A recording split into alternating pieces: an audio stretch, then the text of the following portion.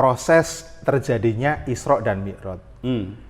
Jangankan sekarang, dulu zaman Rasulullah kalau para ahli agamawan ini mengamati, itu menjadi kontekstualnya begini, ketika Rasulullah melakukan semalam itu Isra Mi'raj, orang yang pertama kali diberi cerita itu adalah bukan Abu Bakar.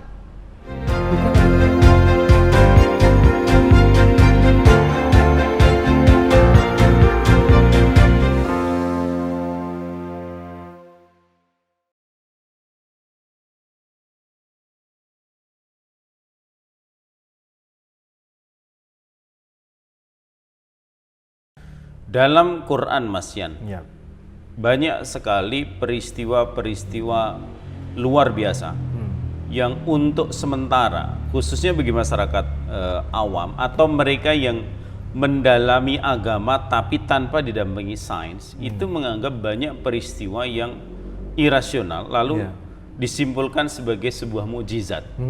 Kan begitu? Nah, saya ingin Mas Yan menjelaskan salah satu peristiwa yang super penting yang dibicarakan Quran, itu adalah tentang peristiwa Isra Mi'raj. Bagaimana perjalanan Rasulullah dari Mekah, Masjidil Aqsa, kemudian naik ke satu tempat.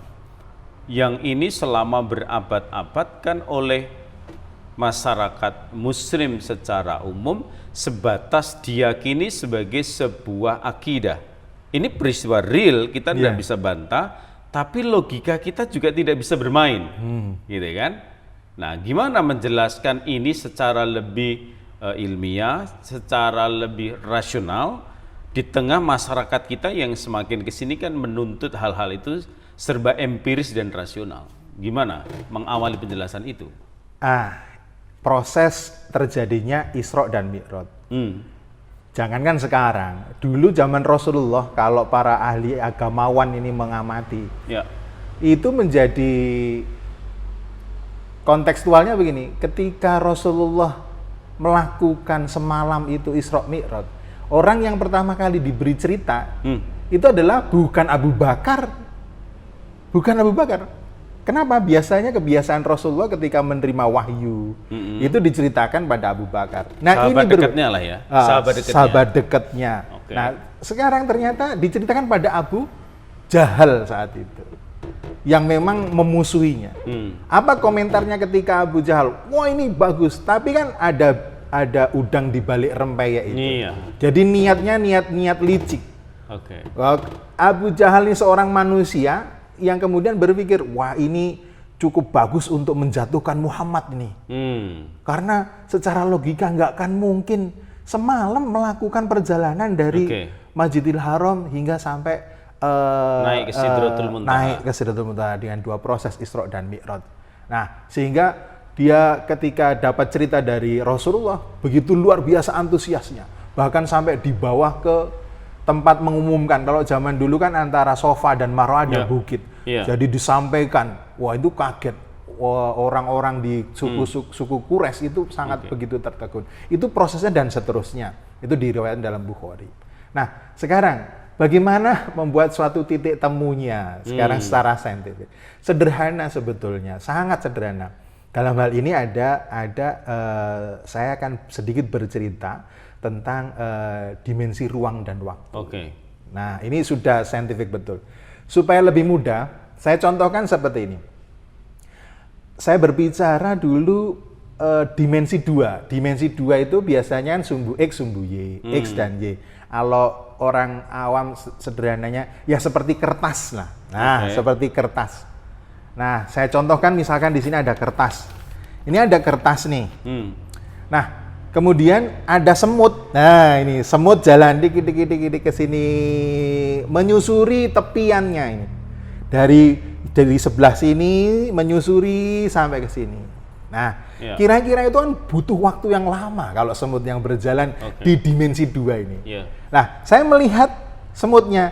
Maksud saya semut berikutnya, saya ambil, saya angkat, langsung saya letakkan di sebelah sini.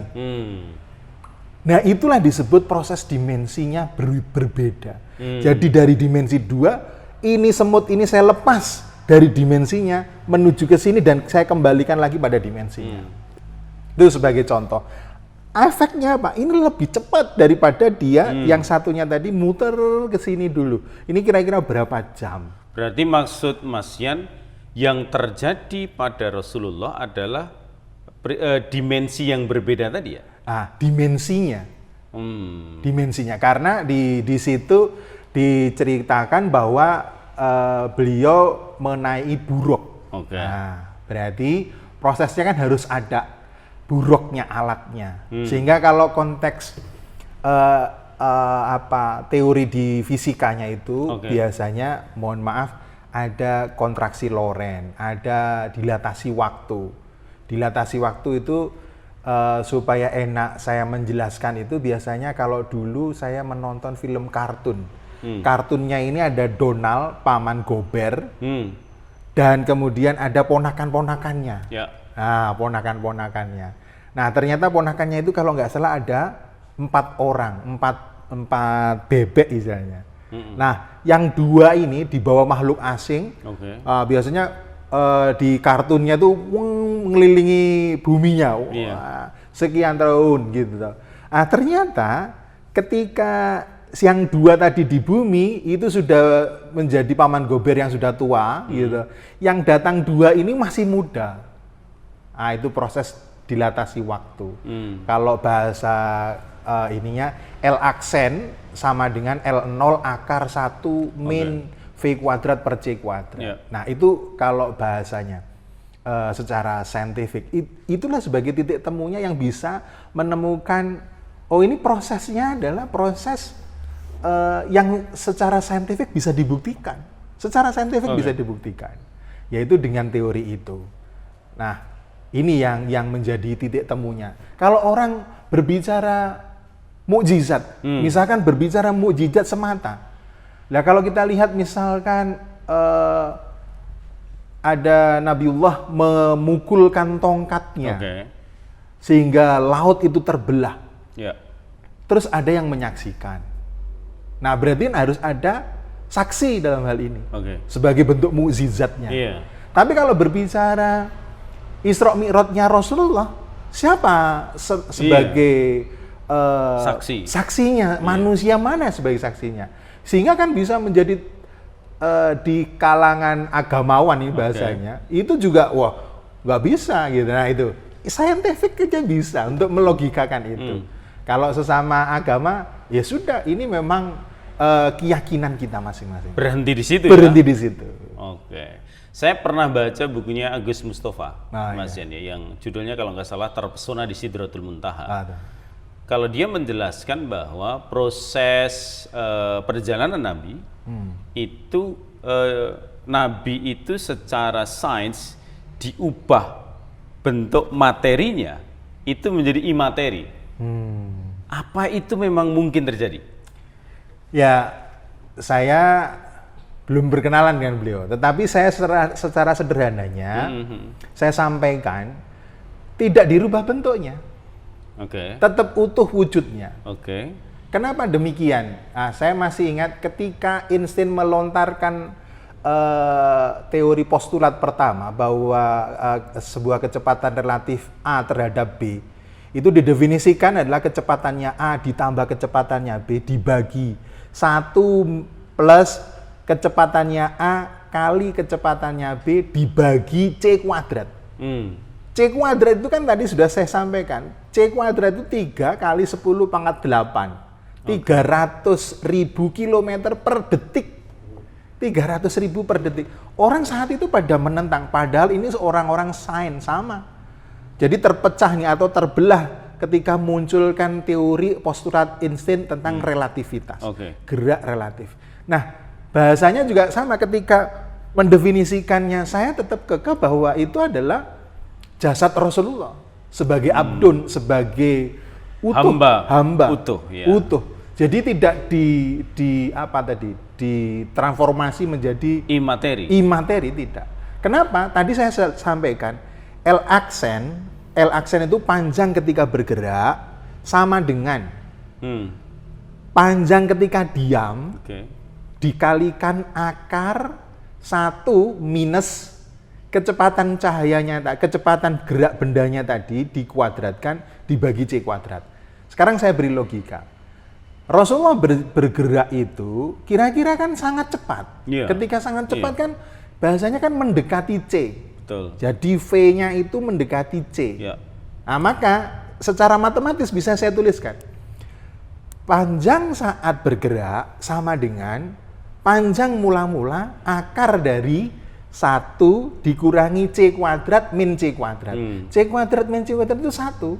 1 dikurangi 1, 0. Akar 0, 0. 0 dikalikan panjang mula-mula, ya 0. Nah, sehingga bahasa saya ketika bergerak, menurut teori yang sudah dilontarkan itu, kecepatannya seolah-olah tidak ada. Sama halnya begini. Pseudosains itu, pseudosains. Jadi orang pseudosains itu mendefinisikan tenun, santet, bisa ngirim katanya. Iya. Oh, mungkin ini sebagai logika sederhana. Bisa mengirim sesuatu, benda. Sesuatu ini benda, tidak pakai ekspedisi. Hanya berbekal kembang, bunga setaman, ayam mulus, terus ada sasarannya berupa darah ataupun potongan rambutnya. Kenapa demikian? Secara saintifik bisa dilogika. Oh, itu adalah biometriknya manusia. Kalau orang dilihat tes DNA-nya ada di situ. Berarti alamatnya tidak akan nyasar. Nah, ternyata ini bisa nyampe kirimannya itu. Memang dalam pseudosains itu yang tidak bisa dilogika, yaitu bekal komat kamitnya dengan menyannya. Maka itu dikatakan namanya black magic. Coba seandainya bahasa saya ini, seandainya ini menjadi pseudosains, kira-kira Indonesia itu menjadi pemilik teknologi yang sungguh sangat luar biasa. Yaitu apa? Bisa menggerakkan kereta tercepat dari Gambir sampai ke Banyuwangi. Nah, itu nanti yang nangkap para ahli pseudosains di Banyuwangi sama di Banten gitu, dikirimkan. Wah, itu sungguh sangat luar biasa. Sehingga bahasa saya sebut dengan teknologi pseudosains. Tadi kan Masnya sudah menjelaskan bahwa sebenarnya peristiwa Isra Mi'raj ini bisa dijelaskan secara ilmiah. Bisa. Tapi saya masih mengganjal satu pertanyaan begini. Mungkin nggak ya jika tanpa intervensi Tuhan, dewasa ini, manusia bisa melakukan perjalanan sebagaimana yang Nabi lakukan. Dalam perhitungan sains itu. Nah, makanya saya kembali lagi. Insting itu hingga sampai hari ini disebut dengan postulat. Bukan hukum. Artinya begini. Punyanya insting itu akhirnya orang mengamini. Tetapi kalau dilakukan secara wujudnya, secara materialnya sungguh sangat luar biasa, misalkan berupa massa tertentu.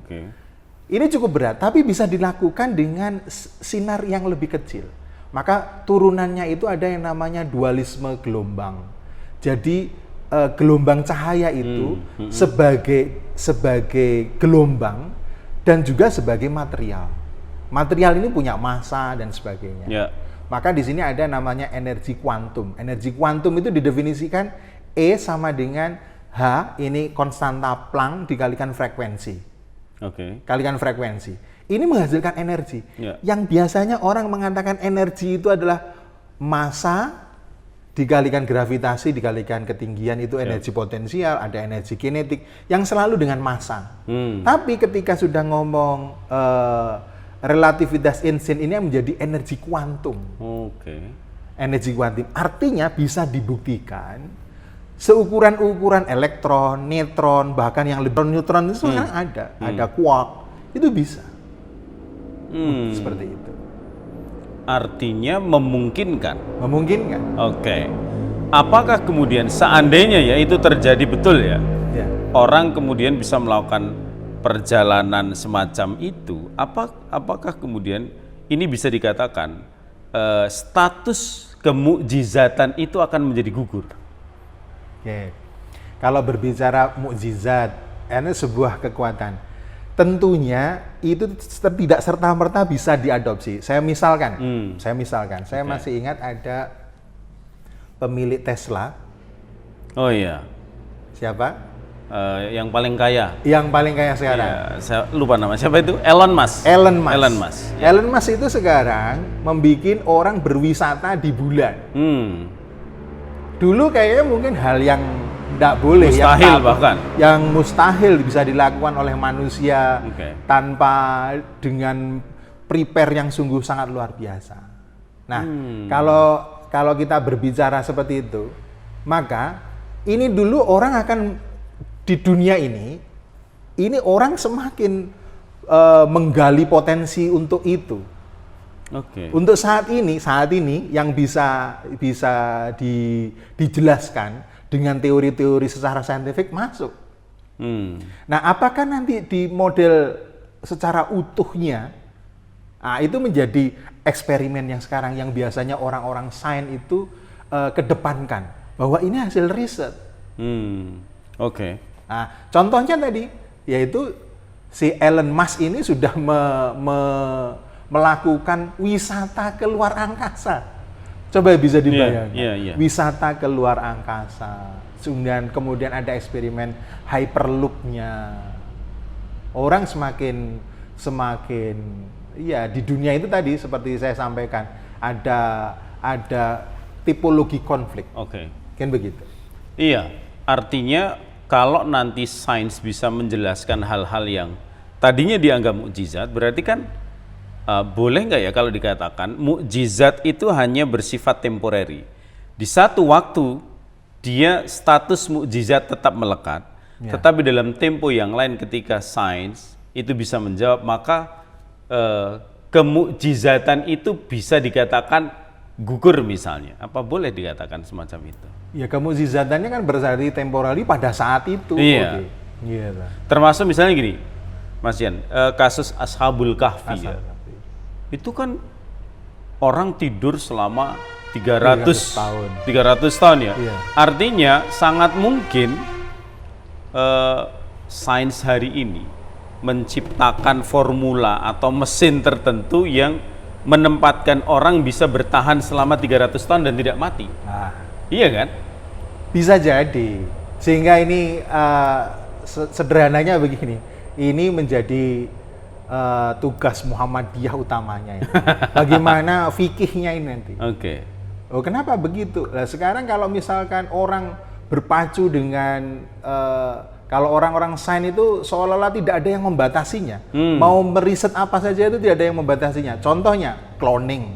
Iya, betul. Kalau misalkan itu dilakukan di Australia kemarin itu kan sebagai eksperimen pertama itu pada domba dan dihasilkan domba yang identik ini sama persis tanpa melakukan proses generatif, misalkan pertemuan antara ovum dan sperma. Tapi ini bisa dikloning dari DNA-nya. Nah, kalau ada seperti itu, untungnya ada pelarangan. Di manusia nggak boleh. Coba kalau misalkan di manusianya boleh. Nah, itu nasabnya bagaimana nanti? Nah, terus bagaimana lain-lainnya? Apa akan menjadi apa istilahnya? Nah, ini ternyata orang-orang Barat juga mikirkan sampai ke sana.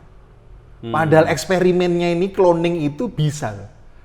Kenapa eksperimennya dilakukan pada domba itu berhasil dan sukses? Dan bisa hidup ya? Dan bisa hidup. Nah, ternyata apa? Dibatasi, tidak boleh mengkloningkan pada manusia. Karena mereka sendiri timbul ketakutan. Sangat timbul ketakutan. Kalau kita lihat film-film, maka film-film Barat itu film-film yang saintifik menurut saya. Seperti Jurassic World ya? Jurassic World. Misalnya, ada Hologram Man, Holoman gitu. Kayak gitu-gitu. Kan luar biasa itu. Mungkin itu. Oke, teman-teman sekalian, menarik sekali nih ngobrol sama Mas Yan ini. Sebenarnya banyak banget nih pertanyaan di otak saya yang sesuatu itu sebenarnya sudah dijelaskan lama oleh Quran, tetapi sampai sekarang seperti tidak ada penjelasan secara ilmiah mengenai hal-hal itu. Padahal kita sudah terlanjur memahami Islam itu sebagai agama yang rasional.